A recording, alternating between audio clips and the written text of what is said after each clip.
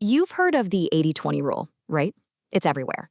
The ultimate productivity hack. Focus on the 20% of your work that delivers 80% of your results. Simple. But what if following that rule, that famous piece of advice, is actually holding you back? What if it's doing more harm than good? Seriously, what if obsessively chasing that vital few, that perfect 20%, is secretly setting you up for failure, for stagnation, and for a total lack of resilience? Well, that's exactly the idea we're going to dig into today. Okay, so first, let's just do a super quick refresher so we're all on the same page. The Pareto Principle, the 80-20 rule, is just this observation that a small number of causes often lead to a large majority of the effects. For example, 20% of your customers might be generating 80% of your revenue. Or, for the tech folks out there, 20% of the bugs cause 80% of the software crashes. It's a pretty powerful lens to look through. But here's where the story gets tricky. It all started back in 1906. An economist named Vilfredo Pareto was just describing what he saw, that about 80% of the land in Italy was owned by just 20% of the people. It was an interesting observation. That's it. Fast forward a few decades, and a management consultant named Joseph Giron takes this idea, applies it to quality control, and turns it into a prescription. He tells people to focus on the vital few. And that tiny shift from simply describing the world to prescribing how to act in it, well, that changes everything. And that brings us to the first really big misunderstanding we have to clear up. The 80-20 rule is an observation, it's a rule of thumb, it is absolutely not a fixed law of the universe. And this distinction is so important. What we all call the Pareto Principle is that easy-to-remember rule of thumb. But underneath it, there's the Pareto distribution, which is the actual mathematical model. And that model is way more flexible. It's a power law, which is just a fancy way of saying that inputs and outputs aren't balanced. A little bit of something can cause a whole lot of something else. So, in some systems, you might find that the split is even more extreme. You might find that a tiny 10% of your effort is giving you a massive 90% of your results. And then, yeah, of course, you'll see the classic 80-20 split, the one that made the whole idea famous. But it's just one possibility out of many. And in other cases, it might be less dramatic, maybe more like 70-30. The point is, the numbers themselves totally depend on what you're looking at. Treating 80-20 like it's some magic, unchanging ratio is really the first big mistake people make. But the bigger mistake, the one that can cause some real, lasting damage, is what happens when you take this rule way too literally. It leads to this thing that's been called process brutalism. Process brutalism. I mean, it sounds harsh, right? It's this belief that the so-called unproductive 80% is just useless garbage that you should just eliminate. No questions asked, fire your low-value customers, kill your less popular products, automate away all those non-essential tasks. It sounds super efficient on paper, but in reality, it's incredibly risky. This quote uses an amazing soccer analogy to explain why. Think about it. Most passes in a soccer game don't end in a goal. They're low impact. But if you told your team to stop making those passes and only go for the killer shot, you'd lose control of the ball, your team would never find its rhythm, and you'd be giving your opponent chance after chance to score.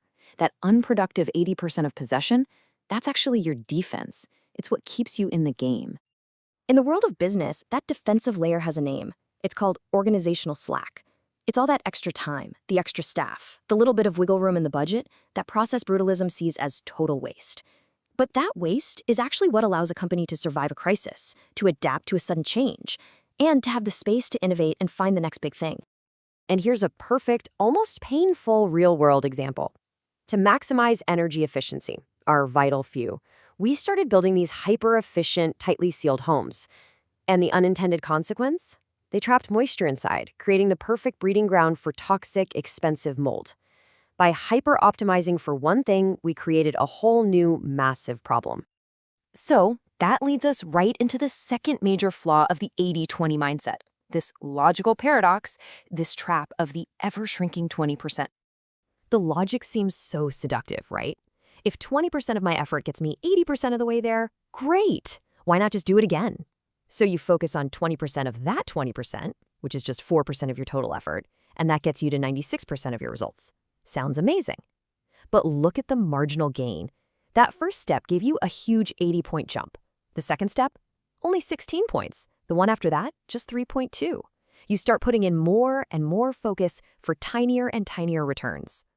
Strategists have a term for this. It's called exploitation without exploration. You become incredibly good at exploiting what you already do well. You optimize it to perfection, but you completely lose the ability to explore new things, to try new ideas, or to adapt when the world changes around you. You've become perfectly efficient, but also dangerously brittle. Okay, so this brings us to a really powerful counterargument to this whole mindset. Something that's especially true in our digital age, the rise of the long tail. See, the 80-20 rule was born in a world of scarcity. If you only have so much shelf space in a physical store, you have to focus on the hit products, the head of the demand curve. But the long tail is a strategy born from abundance. In a world with nearly zero inventory costs, think Amazon or Netflix, the goal isn't to eliminate anymore. It's to aggregate. It's to have everything. And here is the absolutely mind-bending part. When you do that, the combined value of all those niche, low-volume, trivial many items can actually be greater than the value of your few big bestsellers. That 80% you were told to just get rid of, it turns out it could actually be your biggest asset. So what's the verdict? Is the 80-20 rule just useless? No, of course not. We just have to be way smarter about how we use it. We have to start seeing it as a diagnostic tool, not as an execution mandate. Here's how to do it. First, use it to diagnose. Use it to find your high-impact 20%, but don't immediately assume the other 80% is worthless.